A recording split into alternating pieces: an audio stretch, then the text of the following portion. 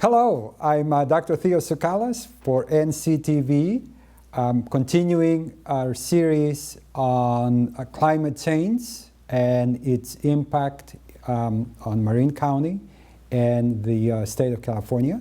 With me is Mr. Stroeh, a national expert and pioneer in water management and water conservation. In our first two parts, we talked first about your book, an extraordinary book titled The Man Who Made It Rain. It chronicles so well, I thought, your efforts to bring water to Marin in one of the most challenging drought times for Marin, 1976, 1977. In the second part of the series, we talked about El Niño, this incredible phenomenon that to most Californians now, it feels like Santa Claus. We expected to bring a lot of rain that we need to get over this multi-year drought. It has done some of it, but not quite so yet. We're not there yet. And today, in our third and final part, we will be focusing on water resource management in California. California is an incredibly wealthy state with incredibly smart people, you included, and we're all grateful for it, but the challenges of water remain, and so do its complexities. So we're going to speak a little bit about what makes water so important to California and why is it such a complex issue to manage and to ultimately resolve. We're going to start off with this map of California and say something about the topography of the state itself, because the topography of the state in a way dictates where the water is, how is it distributed, and where it's going, how is it consumed. So as our viewers can see, the coastal area is one very distinct area with quite a few mountain ranges, and it gets quite a bit of water. Then we have the Central Valley in the middle that does not get very much water. And then we have the Sierras that get quite a bit of water in the form of snow. So having said that, it is my understanding, and you can jump in here and say as much as you like about this, that the topography of the state pretty much dictates where water is, how is it distributed, and who gets how much of it. So, your thoughts? Well, and you're right. That's exactly what happens. For instance, the coastal range, the north coast above San Francisco is probably the wettest area in the state versus the snow in the Sierras. But another interesting thing about the state, we have this mountain range across the east and west, the Tehachapi's, which is from basically everything north of that is considered the northern area, and everything south is the southern area, obviously. And guess who all lives there? There's 11, 12 million people live down there, plus San Diego and LA and all the rest of it. That's where the major water uses are, other than the Central Valley itself. So you have all these things that literally stop any water rushing down one area or another. It all has to get pumped and that type of thing. So it becomes kind of an interesting challenge for everybody. Absolutely. One of the things, in trying to get some history about all this stuff, I cannot claim that I have the complete history of it, but you have a very deep knowledge of it. So we're grateful that you're sharing it with us. But in my quest to get some knowledge of all this, I began with the Central Valley Project. We're talking about how water is produced in California now. One of the extraordinary things about it is that this is a federal project, and it started around 1933 or so with an infrastructure that consisted of building reservoirs to hold water, and also aqueducts, tunnels, canals, and so on to transfer or transport water from one area of the state to another. As Dee pointed out earlier, when we were looking at the larger map of California, the northern part of the state, the one especially that's near the Oregon border, is the major source of water for the state. So it's not therefore accidental that when the Central Valley Project was built, the largest reservoirs in the state were up north. Shasta Lake, an immense water reservoir with over 4.5 million acre feet of water, and then Trinity with nearly 2.5 million acre feet. And for our viewers, 1 acre feet, correct me if I'm wrong here, because I could be, is about 365,000 425 gallons of water. 425,000 gallons. 425, right. So you multiply that by the 4.5 million and you get an idea about the enormity of the volume of water that's stored in those reservoirs. And then a number of other, the Central Valley Project built also a number of other reservoirs going down in the state. And altogether, I think, they hold about close to 13 million acre feet of water. Along with the reservoirs and the canals and aqueducts and so on, we also have pumping stations in that part of as part of the infrastructure, and also we have power plants that produce electricity from hydroelectric sources. So, right. So, tell us more about your recollection of this incredible project. Well, what's interesting is it's only in the Central Valley, that part of it. That the water going down to Southern California didn't come in until later, in the 60s. Oh, how interesting. And that was the original Pat Brown's little project to move water to Southern California. And that's what more canals were built, larger pump stations were built. And it was interesting because at that time there was a plan to supply every city with that water from all those reservoirs from Central Valley, and including a lot of the coastal cities, including Marin County, actually, to bring water over from the Central Valley, and where the water now stops in Vallejo. So it was a very complex system, but simple, so to speak. And it just built on the 1933 plan as far as the water is concerned. And that's what's been in existence ever since. We've not done anything else other than individual agencies or cities, what have you, created their own water supplies by creating other reservoirs for themselves, not part of the state plan. Oh, I see. These are local, and they are not necessarily connected to the state. No. How interesting. No. And there is some thought to maybe connecting them all together. And that would run into probably a war of some sort between all the cities and agencies and what have you. So we'll talk about the politics of these that's the later politics, on. and it's very, very tender, so to speak. Yes, it sounds quite so. Yeah. Here is another representation of the quantities of water that are held in the different reservoirs, again, of the Central Valley Project. This is, I should say, this is a federal project, and it's managed by the U.S. Reclamation Bureau, which is part of the Department of the Interior. What this chart shows is how much water in acre feet is held by each one of the reservoirs in the Central Valley Project, and then what is their current capacity. This is very recent, as of February 24th, yesterday that is. So this is the percentage of their total physical capacity up to now. Folsom, for instance, is at 64%, but in terms of its historical average, Folsom has exceeded that average. It's at 116. Then for the Shasta Reservoir, which is the largest in the state, I believe, Shasta is at 59% of its total capacity and at 82% of the historical average.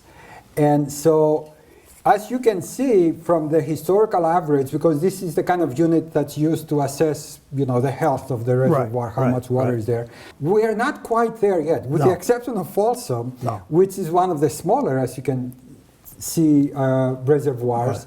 We are not quite there yet. We have ways to go. Yes. which Very much means so. that we have still the huge challenge of how to deal with the drought ahead of us.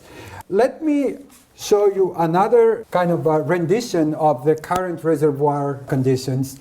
And this one includes some of the largest reservoirs that belong to the Central Valley Project, Shasta and Trinity and Folsom and San Luis, but it also includes some of the state-owned reservoirs. I think that's called the State Water Project, and it's run by the California Department of Water Resources. That's I have this that's right. correct. Yeah. Right.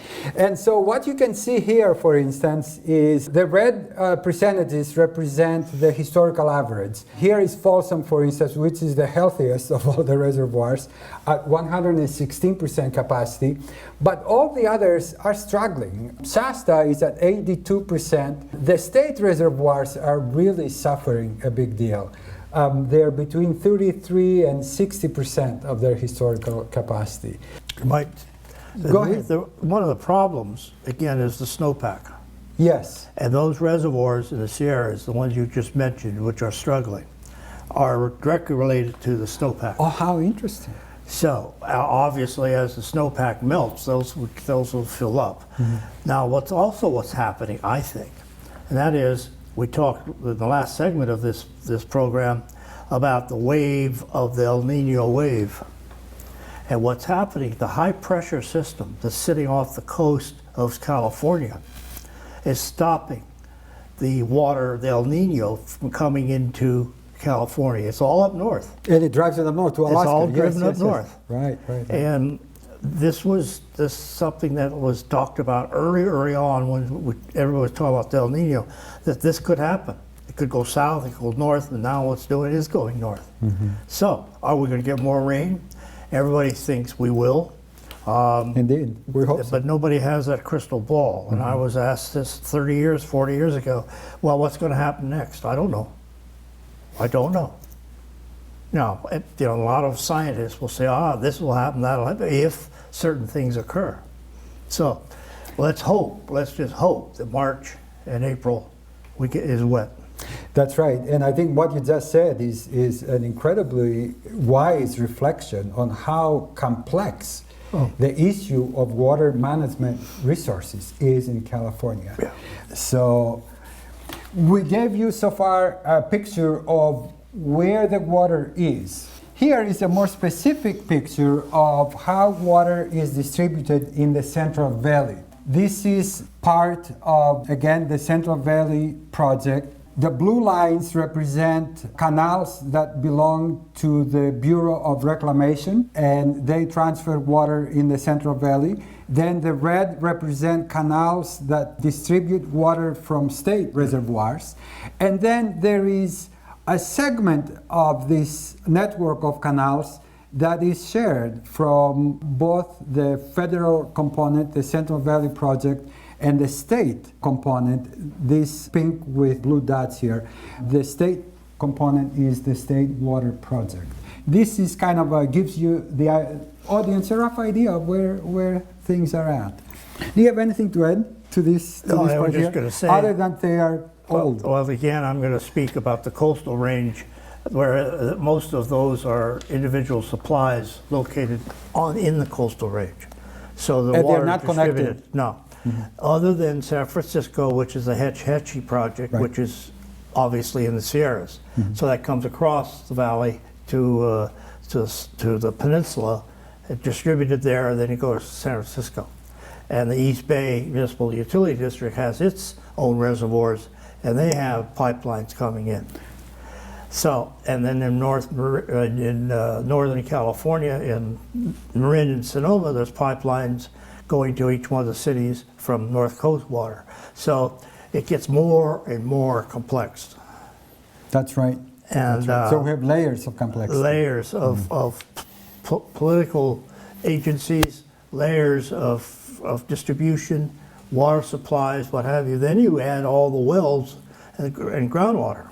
And add to that desal, which is San Diego, Right. Santa Barbara, are starting to think about this. I think sooner or later, 20, 30 years from now, you're going to see desal plants up and down the coast. These are plants for our viewers that take water from the sea, the Pacific Ocean, salt water, and they make it into drinkable water. Even Las Vegas talked about it. Really? Yeah. Really. I'm aware of San Diego being kind of at the forefront of all this. And they have completed one or very close to they're operating. Yeah. This is called the California Water Balance Summary, and it comes from the California Department of Water Resources. They have categorized different years as being a wet year, an average year, and a dry year. And these are examples of each one. So in 1998 was a wet year, and at that time we had a total supply, that is water from rain as well as water from imports. And water is imported in California from other states such as Oregon, Nevada, and Colorado, but also from other countries such as Mexico. Well, not much. Not much, right. But to keep, things into context here. So in a wet year, we have a total supply of over 330 million acre feet.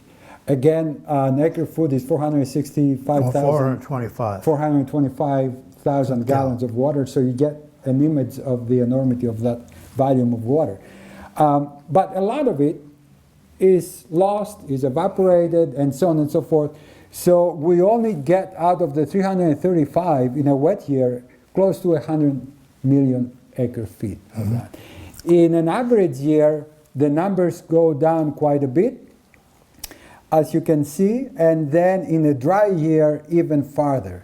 So in a dry year, for instance, we have a total supply of 145 million acre feet, and out of that, only 65 million is usable. Your thoughts on all this?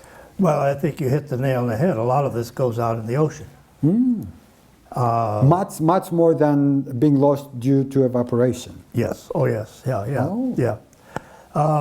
Give you some idea what the evaporation rate is.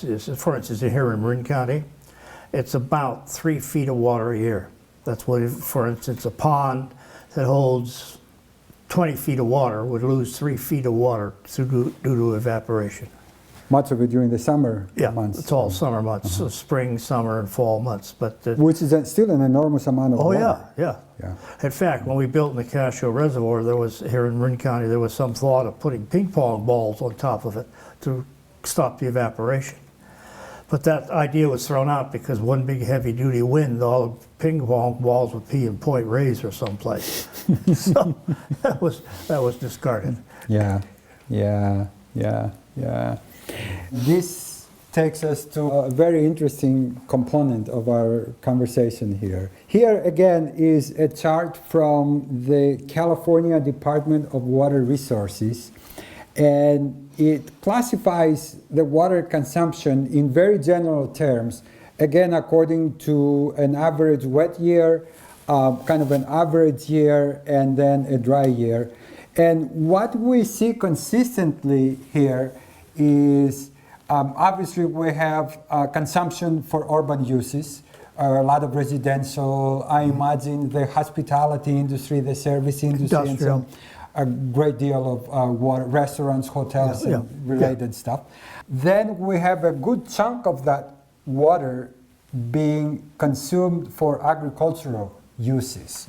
Consistently, we see 3-4 times more than for urban uses, right? And then a good deal of it is used for environmental purposes, right? Some of it goes to protect various species. Right. Some of it goes to just release pressure on existing reservoirs and so on. Tell us more about this. Well, we talked about this earlier, and that is that it used to be that there were 3 uses. That was all that was considered necessary for water supply. Obviously, urban use, municipal use, that type of thing. That was number 1. Number 2 was industrial use, and number 3 was agricultural use. Now there's a whole group of more components or people that want to use the same water for other purposes, i.e. recreation, Oh. whitewater rafting, fishing, fisheries, just parks, all kinds of different things. And that now has become the norm. So any new water supplies that were developed, whatever they may be, needs to consider each one of these items in some fashion and include them. And that clearly, and we were discussing this earlier, adds another layer to the whole complexity of this now. Yes. So tell us, you identified, I think, very nicely kind of the general categories of stakeholders. Because we're going to go now into the politics of this, and so, and I know that you have an immense amount of experience, and we are certainly very lucky to be the recipients of that wisdom and experience. So tell us more about that. Well, I'll give you an example, okay? When I was looking for water back in 1977 for Marin Municipal Water District, we had a meeting at the state capitol, which Governor Brown, then Governor Brown, which now our governor again, was governor, under Ron Roby was Director of Water Resources. And in that room was myself, a whole group of Bay Area water agencies, obviously the state of California, and the Bureau of Reclamation, feds. Right. So, and Metropolitan Water District, which was all Southern California. Right.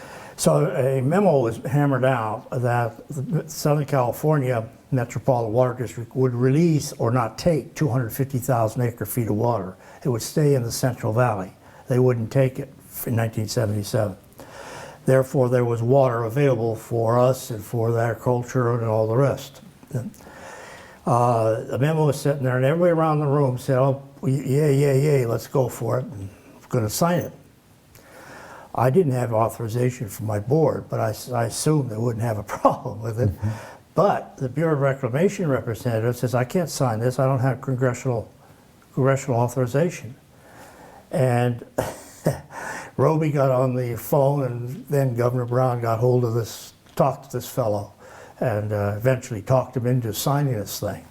Because this was historical. This was super large. Now, that's a whole group of water agencies and the state and the feds working together to make something happen. But don't forget, that was an emergency. Oh. When good times, that doesn't mean everybody's going to work with each other. And there's upwards to around 5,000 different water purveyors in the state of California. And everybody has their little water use, water supplies, whatever. And are they going to work with everybody? That is starting to happen, though. It's starting to see that. At first, it's the peninsula. They have put together a water resource management area, which is state legislated, and San Francisco's in it. All the agencies on the peninsula, so they're all working together to make things happen on water conservation to efficiency with water use and what have you. So I think you're going to see more and more of a cooperative spirit, but for a long time that didn't exist. So what do you think, this is a very interesting part of the story of complexity. Big. Why did they change their mind, you think? So that all these different stakeholders that were fighting before are now beginning to get together I think people are starting to realize that we have to be more efficient with what we have. And work with each other to make that happen. For instance, Marin, Sonoma, Napa, Mendocino, they're all working together to do that whole same thing. And at one point in time, I think I told you the story, at one point in time, way back when, it was you could whoever had the biggest pile of money could go anywhere and build a reservoir. And Southern California had come up into the north coast on the Eel River and was going to build a major reservoir system and then take that water down to Southern California. And I was in a meeting up there at the Bembo, and I was talking to all the supervisors from each one of the counties, talking to them about this, and they said, "What do we do?" And I said, "I think what you need to do is have some legislation passed that they have to come up and say, can we have it? can I build this reservoir here in your county? So they have to ask permission by the local authorities. That's right, and that's what happened. State legislature passed that legislation, and so if you live in Mendocino County and you want to go up to Humboldt County and get water, you have to ask Humboldt County if you can have it. It's that simple. And well, what's happening is, it is happening. They are working together because there's a water-rich areas. Humboldt County's got nothing but water up there. They got 40,000 acre feet they want to get rid of. Of course, Metropolitan's looking at it. Southern California. So we hope that more and more combines, more and more regions get together. And this is really what's happening in California. It has to be regional. Because you don't go and take water from San Diego to pump it all the way up to Del Norte County. That wouldn't make any sense. Right. This is a very important, for our viewers, this is a very important part of understanding the politics of water resource management in California, this regional component. So tell us more about it. Well, I think there's another piece to this. I think the state is starting to take a very leadership role through Governor Brown, through water resources, especially on water conservation and water reuse, that type of thing. Working with the farmers and seeing if they can't be more efficient with their water usage and so forth and so on. So I think it really comes down to, we have 4 years of drought. What if we have the 5th year? If we would have had the 5th year, we could still have it. We're in trouble. There's going to be, what will happen, we'll allocate, the water will be allocated. You'll get so much water a day per person. How's that?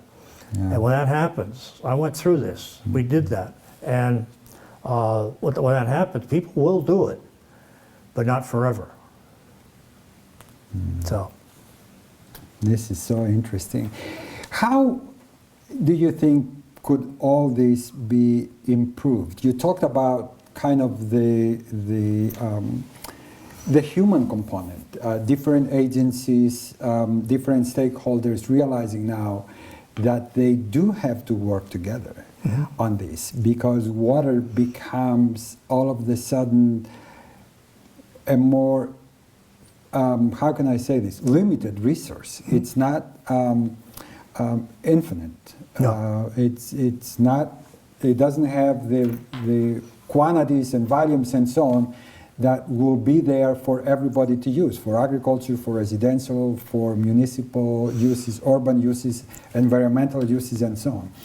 So this is one component that, and I think this is a good thing. And you have seen this, I think, with a lot of excitement, evolving over the years. Yeah. What about other components that need to be coming into line now with these things that have to do with the physical infrastructure, either improvements or additions and so on? What is your take on that? Well, what we know now, which we didn't know 50 years ago, is that you can't just go build a reservoir someplace. It's just not going to happen. Because of the environmental concerns, fishery concerns, and all this stuff, which are real, which is totally real. And I think we need to be more imaginative as to the different components for water supply. One being, which I advocate, and that is building storage facilities on the eastern side of the coastal range, in every one of those little valley areas. When the rivers are running very high or there's flooding, what have you, pump into those for later use, either summer or for 2 years later or whatever. That's one thing. Wastewater, reclaimed wastewater, that's all this stuff is being used. Obviously water conservation, be more efficient with what we have. Collecting rainwater off of houses, we talked about that earlier. Yeah. Rainwater catchment of things. Be more efficient with irrigation around residences and including agriculture. And I'm a great advocate of getting rid of lawns. I know it's heresy, but we don't need them. How many lawns you drive by and you don't see kids playing on them anymore, at least the front yards. But anyway, there's a lot of different things that can be done, and I think the state needs to take a leadership role, and they're trying, I know they're trying, to come up with the plans and work with the Central Valley, the farmers, the ranchers, on the groundwater issue, which is unbelievably bad straits. They've been mining that water for years, and the level of water has gone down almost on a yearly basis. And there's subsidence in certain areas in Central Valley where the ground has just dropped because of that. So how do you bring that water back? Obviously, you got a snowpack. We got to have some snow. I don't advocate cloud seeding, although some people do. Cloud seeding, you know, go over and spread stuff in the clouds, and all of a sudden they dump whatever they're going to dump. But you know, once we get back to kind of a normal or above normal situation, then have the facilities to be able to put that water into. That's one. Also, there's no reason in the Central Valley there can't be these huge pond areas for infiltration, rainwater in the ponds, and then infiltrated into the groundwater or ground to resupply that groundwater. There needs to be a between all the users of that groundwater, there needs to be a mechanism or management system for that. Now that's already happening in various areas. Over the Sonoma Valley, there is actually a management program. In the Santa Rosa Plains, there's going to be a management program for groundwater. It's a tough political issue, but at the same time, for everybody's benefit and everybody's sake, I think it needs to be done. And the governor is looking at that. Is it fair to say that the government sector, if you will, has to do its part with primarily maintaining existing infrastructure rather than building a whole lot of new infrastructure, with the exception of reservoirs on the eastern side of the coastal range, as you mentioned? And then for the private sector to do quite a bit in terms of conservation. The agricultural sector can do a great deal in that, because they are a huge user of water, and we want to be fair to all the users, actually, because we recognize the needs they have, and we recognize that their needs are not static, they're evolving over time. So I think that in that respect, it all goes back to your advocacy of common sense. No huge costs are involved in fixing the problems. And I think that is really perhaps one of the most encouraging messages of our conversation. Is that? Well, I think you're right. There's going to be cost involved in all of this stuff one way or another, but it doesn't have to be enormous to the point that people aren't going to support it. I think you're going to see more and more coming out of the state level where they'll have funding programs by which individual agencies or farmers or whatever it is that can make use of that. I mean, this last 4 years has been a scary thing for the farmers. It has been. And a lot of them have just plowed under everything. Fruit trees, huge apricot orchards gone. So, you know, that's kind of sad. It is. It is. But excuse me for interrupting, but as part of that, and the problem is they flooded those fields. And they didn't have the mechanism by drip irrigation or various other efficiencies, so it was cheaper to just plow them under, so to speak, and get rid of them. It was cheaper to plow than putting in new trees and putting in irrigation systems. Putting in micro irrigation and so on and so forth. But you're seeing more and more of that go in now, no matter what it is. So, and I think you have a lot of younger farmers that think imaginatively. I think what happens is that when there was a lot of water, well, let's flood the field. Well, that doesn't make sense today, especially when it's groundwater. And when they have to re-drill wells to get the water they need. And that's what happens here. Yeah. And the state went in and cut a lot of them off. And I don't like to see that either. So there needs to be some sort of collaboration between them all. That's right, that's right. And I think we should add here, we talked about how the residential users and municipal users need to do their part, how the agricultural users need to do their part. But in all fairness, I think we ought to say something about consumers at large. And help me out with this here. I wanted to read a few numbers about how much water it takes to produce certain foods.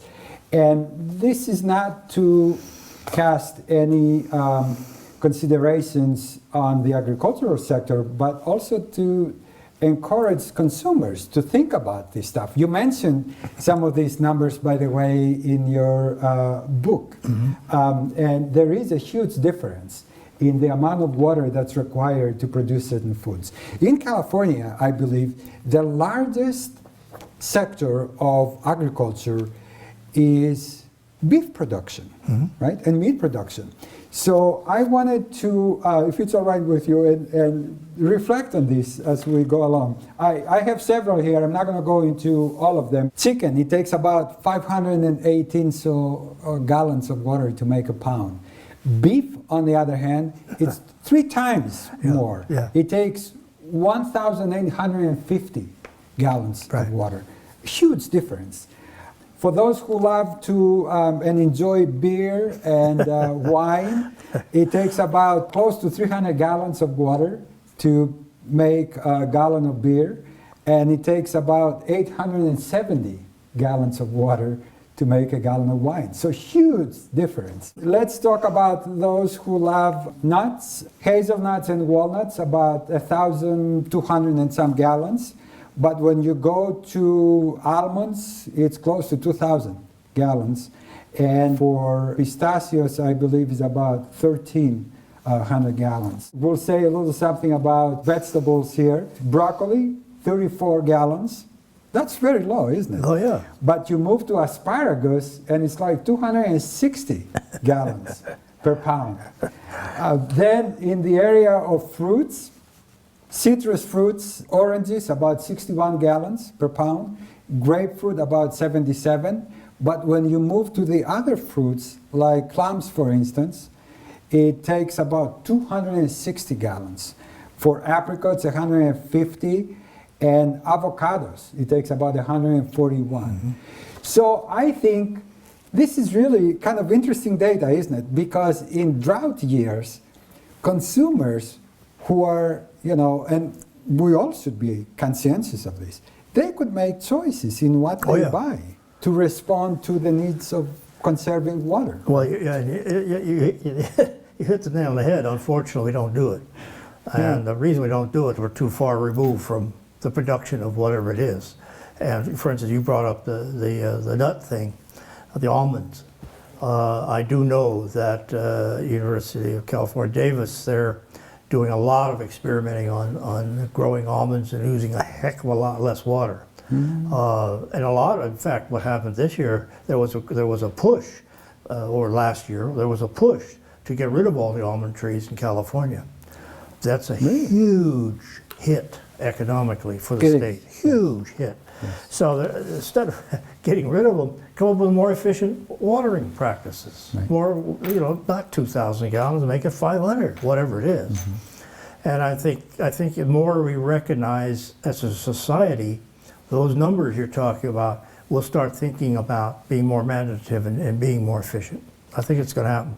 It's got to happen, just to stay alive, so to speak. I wanted to ask you if you have any other thoughts, by way of kind of final thoughts about this moving forward. I hope that the state of California, through its legislature, through the governor's office, through the water resources agencies, there's a number of them, all work together to come up with a solution for the whole state. Or a plan, let's put it that way. The common solution isn't going to help every one of the distinct areas. They're all different. The North Coast is already moving in a lot of different good directions in efficiencies of water usage and all kinds of interesting technical things that they're working on to be more efficient with the supplies they do have. So there's a lot of different things in the tool bag. And I hope the state comes up with, okay, here's the tool bag, here's the stuff you could probably do, and we'll help you You come up with your plan for your area, and then we will work with you to make that happen. That's what's happening in Marin and Sonoma County. It's really happening, and the feds are involved in that, where they're improving a major fishery where all the vineyards had encroached to that creek. And there's cars in it, there's tires in it, all kinds of debris, what have you. The fishery has gone to pot, doesn't really do very well. So they're going in and improving that to the point that it's going to not only help in moving water, but also help in the fishery itself, salmon. Sorry to interrupt. What county is that again? That's in Sonoma County. Oh. And it's off of the Warm Springs Dam, and there's a whole pot of water sitting there. Can't use it until this gets resolved. And that's the environmental, that's the fishery, that's the other layers that we're talking about. Wow. And everybody recognizes it. Federal government to the state to the locals. I think this is an incredible, hopeful outlook. Yeah. And we are grateful for sharing all that with us and for your wisdom. We hope that we can do something else in the future, maybe another series. Well, you could do 10 more series just on one particular area if you wanted to. That's right, that's right, that's right. It's a very complex subject. Everybody needs water. We can't get by without it. It is the new oil. Water is the new oil. Very interesting observation, indeed. Indeed, it is. And you know, individuals can do a lot of stuff, but it takes some leadership roles by our quote leaders to do something about it and help, right. And not just sit there in their ivory towers and come up with something that nobody can use. Very well said, very well said. This concludes our segment for today on water resource management in California. Again, we'd like to thank Dietz Stroeh for sharing his time with us and his knowledge and wisdom. We thank our viewers for watching. Thank you.